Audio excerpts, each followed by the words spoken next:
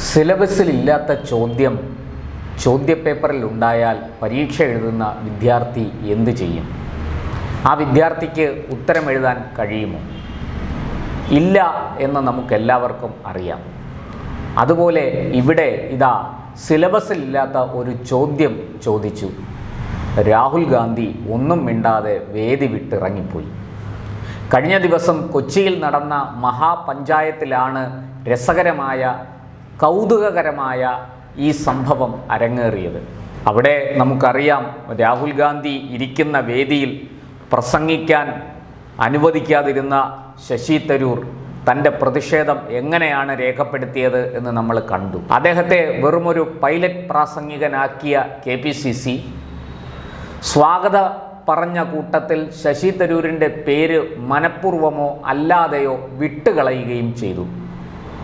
ക്ഷുഭിതനായ തരൂർ പരിപാടി പൂർത്തിയാക്കും മുമ്പ് തന്നെ വേദി വിട്ടിറങ്ങി തൻ്റെ പ്രതിഷേധം രേഖപ്പെടുത്തി. എന്നാൽ പപ്പുമോന് ഇതൊന്നും ഒരു പ്രശ്നമല്ല. വലിയ രീതിയിൽ കേരളം പിടിക്കാൻ വേണ്ടി സർവ്വസന്നാഹങ്ങളുമായിട്ട് ഇങ്ങ് കൊച്ചിയിൽ അവതരിച്ച രാഹുൽ ഗാന്ധിക്ക് മുന്നിൽ തങ്ങളുടെ മേന്മകൾ കെട്ടിയെഴുന്നള്ളിക്കാൻ കോൺഗ്രസ് നേതാക്കൾ മത്സരിക്കുന്ന കാഴ്ചയാണ് മഹാപഞ്ചായത്തിൽ കണ്ടത്. ആദ്യത്തെ അവിടുത്തെ ഒരു അസ്വാരസ്യം തരൂരിൻ്റെ നേർക്കായിരുന്നെങ്കിൽ രണ്ടാമത് മുൻ KPCC പ്രസിഡന്റ് K സുധാകരനോടായിരുന്നു രാഹുൽ ഗാന്ധിയുടെ ആ വിപ്രതിപത്തി. രാഹുൽ ഗാന്ധിയുടെ കസേരയ്ക്ക് തൊട്ടടുത്തിരുന്ന K സുധാകരനെ എണീറ്റ് അവിടുന്ന് മാറാൻ രാഹുൽ ഗാന്ധി തന്നെ നിർദ്ദേശിച്ചു. എന്നിട്ട് നിലവിലെ KPCC പ്രസിഡന്റ് സണ്ണിക്കുട്ടിയെ പിടിച്ച് അടുത്തിരുത്തി. എന്തിനായിരുന്നു ഈ നാടകം? K സുധാകരൻ മുൻ KPCC പ്രസിഡന്റ് മാത്രമല്ല, കോൺഗ്രസിൻ്റെ അനിഷേധ്യനായ നേതാവാണെന്ന് എല്ലാവർക്കും അറിയാം. ഇന്ന് മലബാറിൽ, പ്രത്യേകിച്ചും കണ്ണൂർ ജില്ലയിൽ കോൺഗ്രസ് അവശേഷിക്കുന്നുണ്ടെങ്കിൽ, കോൺഗ്രസിന് ഇന്ന് വലിയ നേട്ടമുണ്ടാകുന്നുണ്ടെങ്കിൽ അതിന് കാരണക്കാരൻ K സുധാകരനാണെന്നുള്ള സത്യം രാഹുൽ ഗാന്ധിക്ക് അറിയില്ലെങ്കിൽ ഇവിടുത്തെ KPCC നേതാക്കൾ ഒന്ന് പറഞ്ഞു കൊടുക്കണം. ഇല്ലെങ്കിൽ അത് വലിയ നന്ദികേടാവും. ജനങ്ങൾ തൂത്തെറിയും ആ നന്ദികേടിനെ. ഒരു കാലത്ത് CPM-ന്റെ തേർവാഴ്ചയോട് അടിച്ചടിച്ച് നിന്ന്, മുട്ടി നിന്ന്, ചോരയ്ക്ക് ചോര, പല്ലിന് പല്ല്, കണ്ണിന് കണ്ണ് എന്ന് പറഞ്ഞ് അടിച്ചു നിന്ന ഒരു നേതാവാണ് K സുധാകരൻ. കോൺഗ്രസിനെ ഒരു സെമി കേഡർ പാർട്ടിയാക്കാൻ വേണ്ടിയിട്ട് തൻ്റെ ഭീകരമായ രോഗാവസ്ഥ പോലും വകവയ്ക്കാതെ പ്രയത്നിച്ച ഒരു നേതാവ് കൂടിയാണ് K സുധാകരൻ. ആ K സുധാകരനോടാണ് വീട്ടിലെ പട്ടിയെ മാറ്റിക്കെട്ടുന്നത് പോലെ എണീറ്റങ്ങോട്ട് മാറ് എന്ന് നിർദ്ദേശിച്ചത്. ഇത് ശരിയാണോ? തീർച്ചയായിട്ടും രാഹുൽ ഗാന്ധിയുടെ അടുത്തിരിക്കേണ്ടത് KPCC പ്രസിഡന്റ് തന്നെയാണ്, ഒരു സംശയവുമില്ല. പക്ഷേ ആ ബോഡി ലാംഗ്വേജ് ഉണ്ടല്ലോ, രാഹുലിൻ്റെ ആ ശരീരഭാഷ, അത് വളരെ നികൃഷ്ടമായി പോയി എന്ന് പറയാതിരിക്കാൻ കഴിയില്ല. കോൺഗ്രസ്സുകാർ ഈ രാഹുലിനെ ഇനിയും ചുമന്നുകൊണ്ടിരിക്കുന്നത് എന്തുകൊണ്ടാണെന്ന് എനിക്ക് മനസ്സിലാകുന്നില്ല. കേരളത്തിൽ രാഹുലിൻ്റെയോ സോണിയ പരിവാറിൻ്റെയോ നെഹ്റു ലെഗസിയുടെയോ യാതൊരു സ്വാധീനവും ഇല്ല എന്നെല്ലാവർക്കും അറിയാം. ഇവിടെ മുസ്ലിം ലീഗിൻ്റെ തണലിൽ കോൺഗ്രസ് അങ്ങനെ തല ഉയർത്തി നിൽക്കുകയാണ് എന്ന സത്യം ആർക്കാണ് അറിഞ്ഞുകൂടാത്തത്? എന്നിട്ടും ഈ രാഹുലിനെ ഇങ്ങനെ ചുമക്കുകയാണ് കോൺഗ്രസ്. അതവരുടെ കാര്യം. ഒരു മാധ്യമപ്രവർത്തകൻ എന്ന നിലയ്ക്ക് ആ വിഷയം വിശകലനം ചെയ്യുമ്പോൾ കണ്ട കാര്യങ്ങൾ പറയാതിരിക്കാൻ കഴിയില്ല, കേട്ട കാര്യങ്ങൾ ചൂണ്ടിക്കാണിക്കാതിരിക്കാൻ കഴിയില്ല.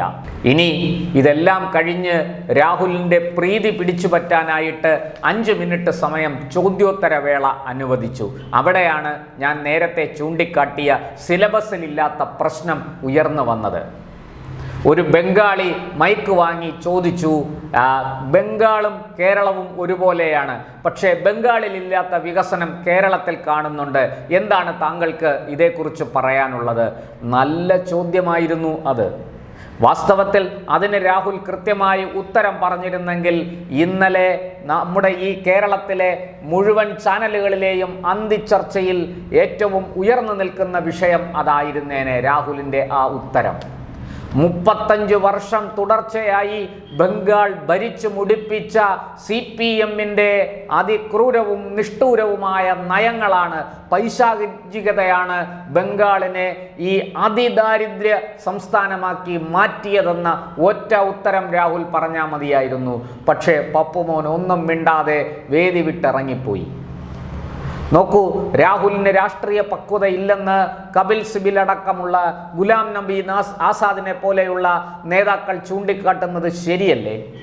ഇന്ത്യ മുന്നണിയിലെ സഖ്യകക്ഷികൾ തന്നെ തൃണമൂൽ കോൺഗ്രസും ലാലുവിൻ്റെ പാർട്ടിയും സമാജ്വാദി പാർട്ടിയും അടക്കമുള്ളവർ ചൂണ്ടിക്കാട്ടുന്നത് ഇപ്പോഴെങ്കിലും നമുക്ക് മനസ്സിലാക്കാൻ കഴിയില്ലേ? ഇതാണ് രാഹുൽ. ഇത്രയും നല്ലൊരു അവസരം കേരളത്തിൽ വെച്ച് കിട്ടിയിട്ട് ഇവിടെ നമുക്കെല്ലാവർക്കും അറിയാം, രാഹുലിൻ്റെ കോൺഗ്രസിൻ്റെ UDF-ന്റെ പ്രധാന ശത്രു ആരാണ്? BJP ആണോ? അല്ല. ഇവിടെ അവരുടെ പ്രധാന ശത്രു, പ്രത്യേകിച്ചും സംസ്ഥാന നിയമസഭകളിലേക്ക് നടക്കുന്ന ഒരു തെരഞ്ഞെടുപ്പിൽ അവരുടെ പ്രധാന ശത്രു എന്ന് പറയുന്നത് CPM-ഉം LDF-ഉമാണ്. എന്നാൽ ആ പ്രധാന ശത്രുവിനെ പോലും തിരിച്ചറിയാൻ കഴിവില്ലാത്ത ഒരു കോമാളിയാണോ കോൺഗ്രസിൻ്റെ നേതാവ് എന്ന ചോദ്യം ആരെങ്കിലും ചോദിച്ചാൽ നമുക്കവരെ കുറ്റപ്പെടുത്താനാകില്ല. ആ ചോദ്യത്തിന് വലിയ അർത്ഥമുണ്ട്. അപ്പോൾ കേരളത്തിൽ BJP അവരുടെ ഒരു പ്രധാന ശത്രുവെയല്ല. BJP ഒരു മൂന്നാം കക്ഷിയായിട്ട് വളർന്നു വരുന്നതേ ഉള്ളൂ. ചില ജില്ലകളിൽ ഒഴിച്ച് മുഴുവൻ കേരളത്തിലും 14 ജില്ലകളിലും ഒരുപോലെ വെല്ലുവിളി ഉയർത്താൻ BJPക്ക് കഴിയില്ല എന്നുള്ളത് BJPക്കാർക്ക് പോലും അറിയാം. പക്ഷേ അത് രാഹുലിന് അറിയില്ല.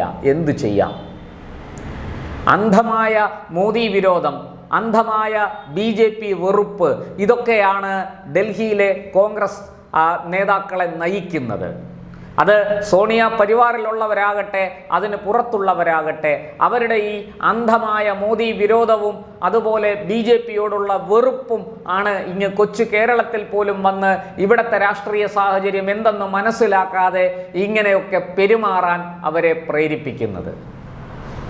കേരളത്തിൽ CPM ആണ് തങ്ങളുടെ പ്രധാന ശത്രു എന്ന് ഇവിടത്തെ കോൺഗ്രസ് നേതാക്കൾ, പ്രതിപക്ഷ നേതാവ് ഉൾപ്പെടെയുള്ളവർ എത്രയോ തവണ ആവർത്തിച്ചു. പക്ഷേ കേന്ദ്രത്തിൽ നിന്ന് വരുന്ന രാഹുലിനോ അദ്ദേഹത്തിൻ്റെ സഹോദരി പ്രിയങ്കയ്ക്കോ അത് അറിയില്ല, അറിഞ്ഞാലൊട്ട് ദഹിക്കുകയുമില്ല. അവരുടെ നോട്ടത്തിൽ മോദിയും BJPയുമാണ് പ്രധാന ശത്രുക്കൾ.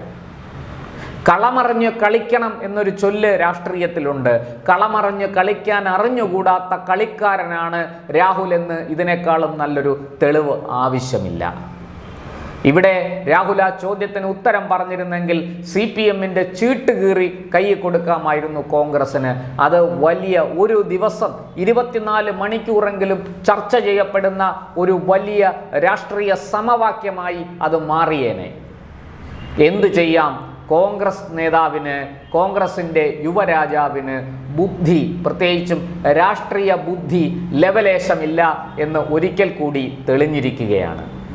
ശശി തരൂരിനോട് അദ്ദേഹത്തിന് തീർച്ചയായിട്ടും വെറുപ്പും വിരോധവും ഉണ്ട് എന്ന് നമുക്ക് അനുമാനിക്കാം. കാരണം തരൂരാണല്ലോ AICCയിൽ കോൺഗ്രസ് നേതൃത്വത്തെ വെല്ലുവിളിച്ചുകൊണ്ട് നോമിനേഷൻ കൊടുത്തതും മത്സരിച്ചതും വലിയ രീതിയിൽ വോട്ട് പിടിച്ചതും.